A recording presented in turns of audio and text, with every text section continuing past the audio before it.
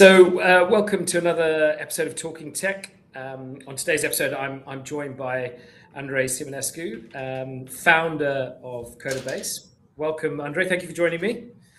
Hi, Nick. Great to be here.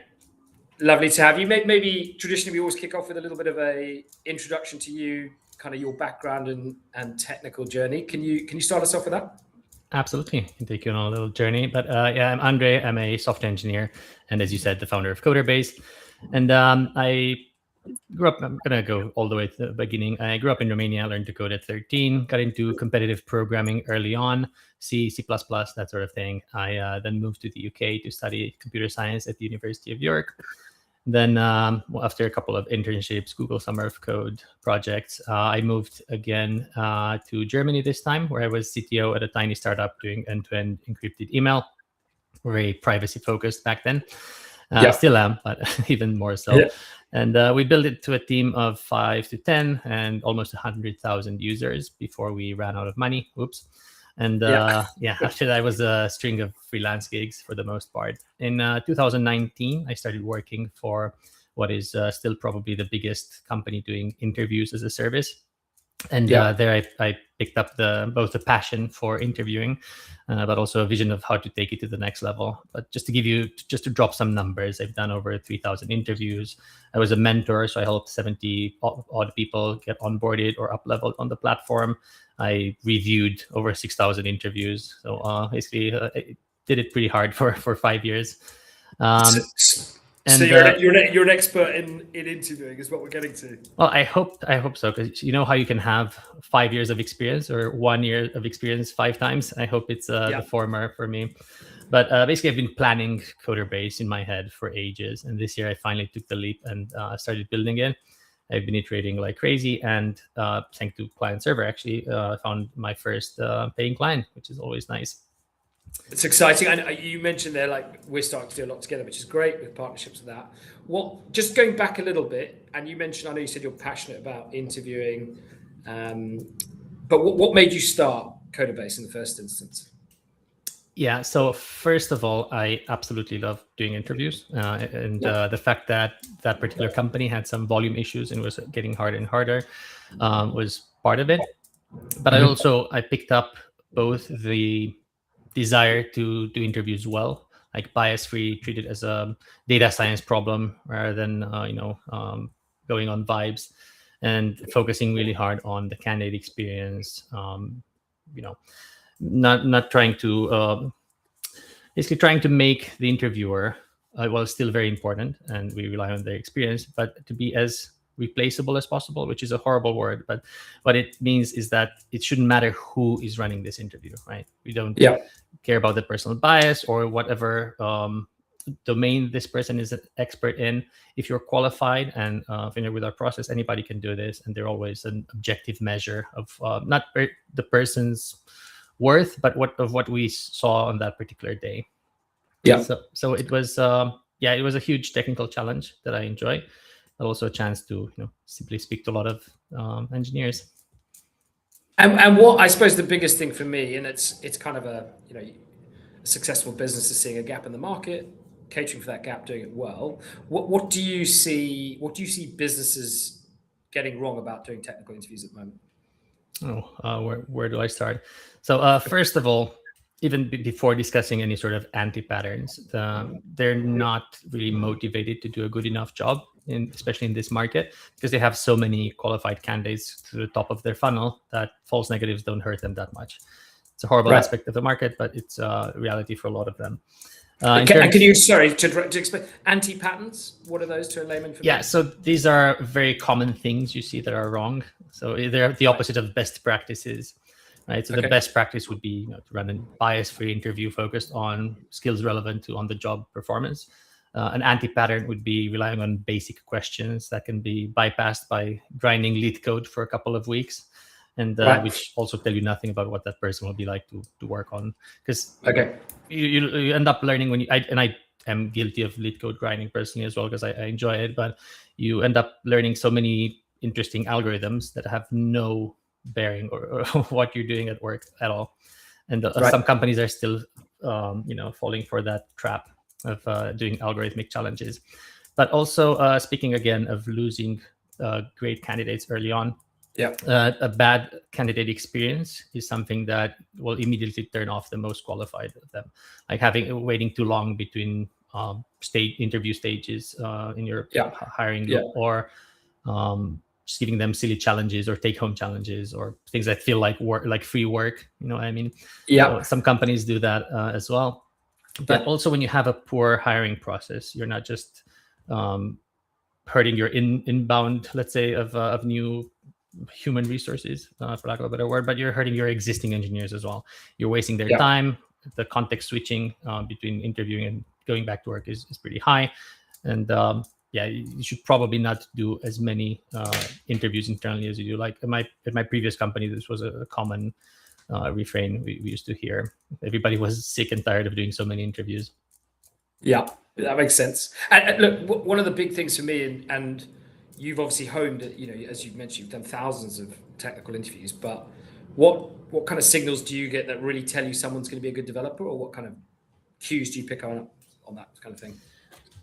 Yeah, I'll preface this by saying that this is exactly why I believe interviewers should be experienced engineers, because you can sort of pick up on these, soft signals early on. But on a related note, communication skills are quite important. You can learn a lot by just walking over a bit of code, for example, with a person. Like, do they immediately spot something obvious, like a SQL injection vulnerability? When suggesting a fix, do they go for prepared statements or parameterized queries, or do they suggest something naive, and so on? But the best way by far, which is not always feasible, is to pair program with someone for even 1 hour on a realistic piece of code. And this is why I love going for what I call the repair and extend question model, where you have a simple bug to fix, and then you can continue in 2 or 3 optional follow-up questions. Right? So you spend all the time doing as much progress as possible, and you score partial progress as well. But I find that works much better than, do a depth first search algorithm or anything like that. Yeah, that makes sense. So, like, I know we're working together with one client at the moment, but a lot of the questions I get asked by clients who are looking to outsource this or kind of, as you said, want experts in it, is how do they get to like CTO level of vetting as quickly as possible and as accurate as possible? How do you go about doing that when you're not necessarily the CTO in that business? Absolutely. Well, it's always a collaborative effort, first of all. But the process that I've used and seems to work really well is to try to establish the needs of the business beyond just a list of job descriptions. And we have a, let's say, proprietary content generation engine that breaks down the skills required for each role in the pack of JDs. And then we check whether we have those questions in our question bank already. If not, we create it and we have a way to accelerate this and something we call AI question benchmarking. And you'll get to see a demo later on. Hopefully it's going to be pretty fun. So once we determine what questions we have, what questions we need to build them, we also pack them in a couple of example interview formats, which is basically just a selection of questions and how much time to spend on each, also how much weight to give them. But anyway, we go to the CTO or whoever we work with, and I find that they agree pretty quickly at this stage. But even if they don't, it's very easy to begin an iterative process of incorporating their feedback. And that is pretty much it. So it's just a matter of creating some sort of strategy for going from the job descriptions, what they actually need, to the skills, and then to the questions themselves. And calibrating the questions, the entire whole thing. But, yeah, I get that. And I mean, you touched on AI there, and I know we'll talk about it more. Is the more, the more that technical recruitment and technical testing and evaluating engineer works, the more more AI is involved. Like, I hear a lot of AI proofing at the interview stage. Can you explain that? How does that work? Right. I mean, first of all, just as somebody in the field, ever since ChatGPT was a thing, the volume of AI cheaters absolutely skyrocketed. I'll touch on that soon. But I want to start by simply saying that I abhor the idea of having AI as an interviewer. some companies tried that, and thankfully they got strong pushback, not even just from the candidates, but for the companies using that as well. So hopefully it's not going to become a trend. And yeah, second, we use AI internally, but never in a way where like there's always a human on the other side of the screen, right? And there's a human in charge, but we try to use AI to help and check our work as much as possible. So for example, we have a process that takes a rubric, even if it's partially completed. A rubric would be like a scoring sheet and some notes from the interviewer. And the AI tool checks the rubric against the video recording, the coding playback. By video recording, I mean just the transcript. And of course, if we have permission, because it's a very delicate thing, that. But if we do, that helps fill a lot of the gaps that an interviewer might miss without doing what I used to do in the past, which is do manual QC. So you would spend 15, 30, 60 minutes reviewing an interview that already happened, which adds a lot of latency, but also cost. And second, there's this question benchmarking that I mentioned. And basically, we use separate AIs where one AI is a candidate actor. They don't know anything except have a very detailed skill profile for what they should know and how they should act. And then we just have an AI interviewer. And they do an interview over text. It's amazing to see it live. I just build up for each person AI. I'd love to see that, And we have a way to analyze those, but we also ask for subjective feedback from. It will be much clearer once you actually see the results of that. It's pretty fun. Right. But third, we also use AI to detect, or more specifically, machine learning to detect cheating patterns. So if you've ever heard of chess engines, chess has a notorious problem with cheaters, but it's extremely easy to detect somebody who just takes out their phone, starts doing moves for an engine, because their rating goes from 1,000 to 3,000 in a few moves.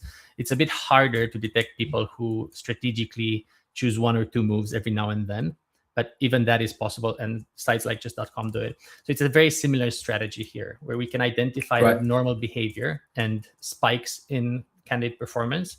And we, first of all, we never say that to the candidate. The candidate experience is paramount. We're always pretending like we're completely ignorant of what's happening. But second, we have a high threshold for false positives. We don't want to accuse somebody who's not. So we just do add our proof and our suspicion, right? We leave it up to the client to decide what to do next. But I think that's it takes a load off people who are worried about, am I getting actual performances or am I interviewing ChatGPT, right? And also, which I know we've spoken about before, but like also having, as you said, which is very important, being, as the interviewer, being very neutral and objective, and not being, as you said, I know asked about it before, is like, what do you do when you know someone's cheating? Like, do you call them out? But it's all about just reporting to the client your findings, right? Exactly. And again, this is a habit I picked up in my previous career as an interviewer, but you just act super dumb, even if they're completely blatant, and you can see the reflection of ChatGPT in their glasses. And you just act like, oh, yes. I mean, it must be insightful seeing some of the stuff you've seen. Oh, you have no idea. Or you have entire services that provide cheating for interviews as a service, and you see the person trying to lip sync to whoever is speaking, or somebody who is completely different from the person you're supposed to be interviewing. It's extremely common. Yes, like anybody who's interviewing in the industry will know exactly what I mean. So that I mean, that's quite. I mean, I know from clients who send out tests and clients who do test paired program stuff. There's a lot of cheating that goes on, and copy a quick Control A, paste, check, back again. I didn't probably know the extent of what you're saying goes on. There's gonna, I assume then. Well, what I'll ask you is how do you think engineering hiring is and must going to change over the next 5 years, especially with so much AI? Where do you see that going? Well, what I used to do at my previous engineering management role is we actually allowed AI, and the coding challenge we had wasn't really finishable, so to speak, without AI. But we looked at how they used AI. Like, were they just telling the agent to fix it, or were they using it to quickly go through a couple of unit tests or things that are more reasonable? We were supposed to see their logic and just use AI to speed up their coding, basically. And I think that is a good approach. But I also think that we'll have, unfortunately, more attempts to have AI interview people, and I'm not a fan of that. But yeah, hopefully the industry will keep rejecting it until we find a formula to make that work. So I do believe in AI empowering interviewers, but not replacing them. I suppose you kind of answered my next question of, do you think AI would makes traditional interviewing obsolete? But I mean, what you're saying is you always need a human element, right, to kind of govern that. Yes, because AI is super useful, but you can't vibe code your way through proper infrastructure. You'll always need a senior or an experienced person in charge of AI, because right now it acts like an army of junior engineers that you need to control. So I do believe that the SWE, the software engineer role, will change more towards a prompt engineer, software architect, project, and even engineering manager. Just orchestrating AI in a more significant proportion than today. It's quite a good. That's a good. I mean, I suppose one of the things I always think about or get asked by engineers is, with the way technology is going, with the way hiring is going, is what advice would you give a developer? Like, what's the one thing they should do differently, or they should try and highlight as a skill when you're interviewing them, compared to like a normal takeaway code test and then a chat? From a candidate's perspective. Yeah, from a candidate's perspective. Well, I've always been a fan of the idea of T-shaped people. So whatever helps demonstrate both their breadth of knowledge as well as their high specialization in specific areas. Yeah. But if I were to go from the other side as an interviewer, if there's one perhaps quick question to determine how T-shaped somebody is, it would be, although it's cliche, but something like, walk me through what happens when you type a URL into the browser and hit enter. Because it's a question that can go in many directions and cuts through all the layers of our modern infrastructure, like DNS, TCP, TLS handshake, HTTP rendering, backend protocols, and so on. So it tells you a lot about a person, how much of this they know, but also which areas they're most interested in. Right. And what, I mean, actually, something I want to ask you, which I should have asked before, is I feel like this is very transferable as far as an industry. I know we're talking about tech and interviewing technical engineers, but I feel like this type of product or this type of offering would be valuable in all industries. Is it something that where do you think could Coderbase be offering this to a variety of different industries in 5 years' time? Well, I am primarily a software engineer, although I've led plenty of teams. I did already branch out into interviewing for project managers, engineering managers, software architects, but all related areas. So I'm not 100% sure. I'm sure the process could work. But yeah, actually at a high level, absolutely, because our focus is, again, on figuring out practical on-the-job skills and building content from there, and then making sure that that content is extremely, like I say, calibrated. But basically, it's predictive. It differentiates well between different buckets of candidate strengths and so on. So yes, absolutely. But due to my profile and experience, I'm focusing on what I know first. Yeah, I suppose I really liked what you said about building something that it doesn't matter who the interviewer is. It's like it's objective no matter what. And yeah, I get the you'd probably have to get a bank of data from doctors, firemen, whatever, to be able to have that. But I really like the idea of one of my biggest things is I think a lot of interviews are very subjective, depending on who you get, what kind of mood they're in, depending how and I think if you can remove that part of it to make it a more consistent interview, and remove the part which I think a lot of people fear about, AI, what else they might have done in terms of trying to prompt answers or whatever, I think it's very valuable across a lot of industries, not just tech as well, which I think is quite exciting. Absolutely agree. Yes, because the equivalent of how we interview engineers, software engineers, is like asking a fireman to solve a Sudoku puzzle, right? So I absolutely agree that the Coderbase approach could work across industries. For now, I feel like we're on the precipice of achieving product market fit in this area.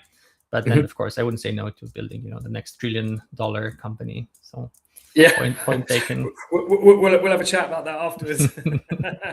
I'm conscious that you I think you want to ambush me with a demo, but before I let you go, I wanted to also ask you. It came to me because I know how many people you interview. You must have something funny that isn't too risque, but like, what's the most unusual thing you've seen at an interview, or most unusual thing someone's done? Well, my default answer is not very PG friendly, but I had a candidate who simply went to the toilet during the interview, which is absolutely fine. It happens, but they forgot to mute their headset. So that was an experience. But yeah, I had plenty of candidates taking interviews from their car or from a noisy coffee shop with poor internet, of course. But probably the most mind-blowing thing where you were interviewing people who built huge industry-defining projects. And you were wondering, how did you end up on the other side of the interview in that situation? It's just all the joy. Like, yeah, I built a compatibility layer that allowed Xbox 360 to run essentially PC games and things like that. Okay, how did I get here? It must be fascinating, but I think what's exciting is like where your product can go. As I said, at the moment, you're targeting, as you should, the kind of your niche in technology. But I think it's such a good thing to be able to offer, beyond the kind of cultural and personal fit, an objective set of interviewing principles that you then report back onto to a client is incredibly valuable. Yeah, and I appreciate we're at time, especially to leave some time for the demo. But the main idea behind Coderbase is I want to build a platform. And like what the huge interviewing company I mentioned before did was they were trying to extract as much money from the client and to give as little money as possible to the people doing the actual work. Whereas I want to build more of an app store kind of fee where we all win together. The more money this thing makes, and everybody just pays to use the platform, right? But gets paid fairly for their work. I think it's a great model. It's exciting. Right, I'm ready, Andrei. What are you going to do? Let's see if I can share my screen here. There you go. Right. So obviously there's nothing real here. We're just pretending, but nonetheless, I'll start my little charade, saying that I started working on this interview question. But it's not very good. Like if we look at the benchmarking here, the AI said that it's quite poor. So I had a brilliant idea and I can change the question here and create a new version. And I'm going, because this is, it looks like I've already done it, but because this is fizzbuzz from n to 1 instead of from 1 to n, I'm going to call the function buzzfizz and see if this changes anything. So now I'm going to run another benchmark.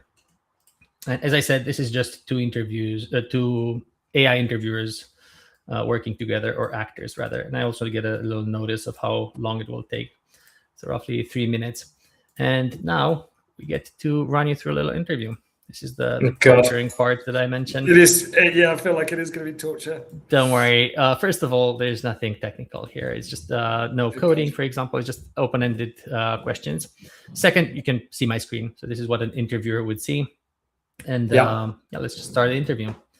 And we would go through a couple of things. We have a pre-flight checklist, like mentioning recording, which is a legal requirement, and a couple of introductions and so on. But let's start with your first question. And from now on, you can act as a candidate. But let's say that the office biscuit tin is entirely empty by 11 every day. And by the time the afternoon shift arrives, there's nothing left but rich tea crumbs. And people started complaining, morale is dropping. How would you fix this? Do I get a choice of answers, or I just got to give you my answer? In these open-ended discussions, there is no single right answer.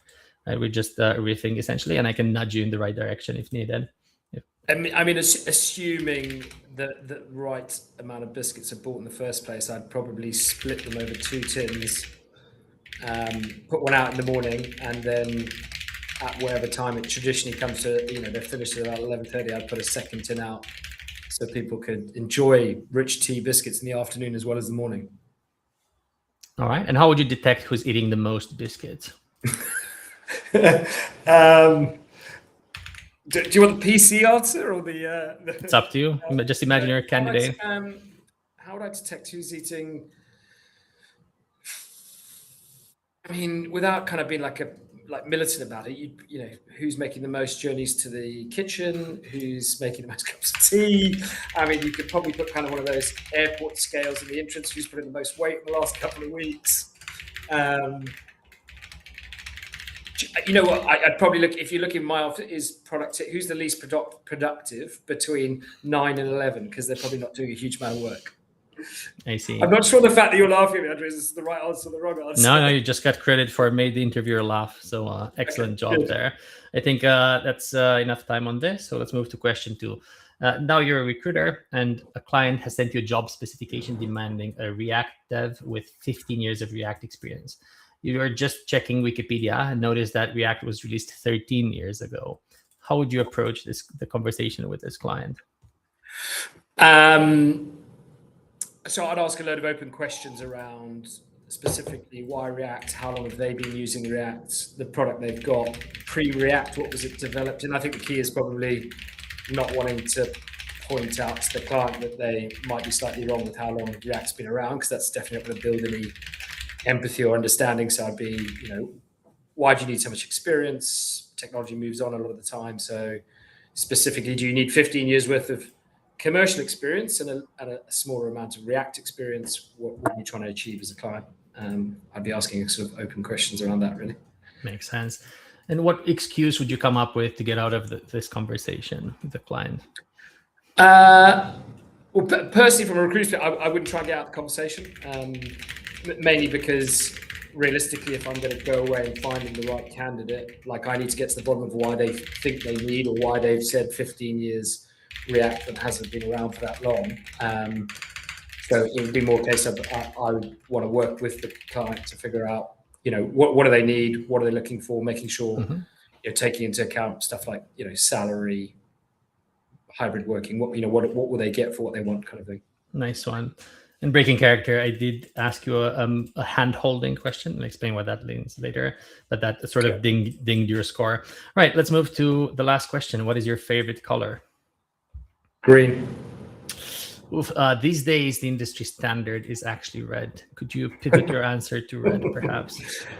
I mean, I'd prefer not to. I feel like red's quite a negative, aggressive color. Green's more, I think, more appeasing, empathetic. I mean, I'd still stick with my answer of green. Got it. All right, absolutely fine. Thank you so much for taking the time to do this with us. You will hear back from the team in a few days. And I would ask for questions and do a couple of more things. And then I would write the overall notes. I'm just going to say, normally there would be a breakdown of what happened. So now we would publish the interview. And then, I'm not sure I've ever felt more nervous in my life, actually. And now we can see what you've done. So I've done pretty well, despite getting moderate hand-holding and heavy hand-holding because you got the color wrong. But I don't want red though. I want green. I know, but that's the industry standard, unfortunately. Right. But basically, that shows you how an engineering manager interview would look like. We'd have 5 questions, obviously much more detailed, realistic, and so on. But that's pretty much the system. And now for to add a bit of insult to injury, let's compare you to my performance. No. So here you can compare candidates who did the same format. And that's outrageous. I feel like that's fixed. No. Our interviews are all bias-free and hyper precise. Right. So jokes aside, let's go to our benchmarking. And it looks like it did finish. You can check that's the actual time. And we got an overall grade, which is a combination between the mathematical score and the AI score. You got a bunch of math things there that explain how the question does on multiple candidate profiles. We can see that for 4 candidates, they do really well on this because FizzBuzz is so ingrained in culture, and the AIs know of it. And also we get some direct things that we can fix. So for example, we have a criterion that is purely mathematically impossible. And but basically this is like a unit test or linting stage when you're developing these. So you get a lot of useful information before you even touch a real interview or even mock interviews that take lots of time. But that was the Coderbase platform. And obviously this is the dev website because we're not showing you any PII.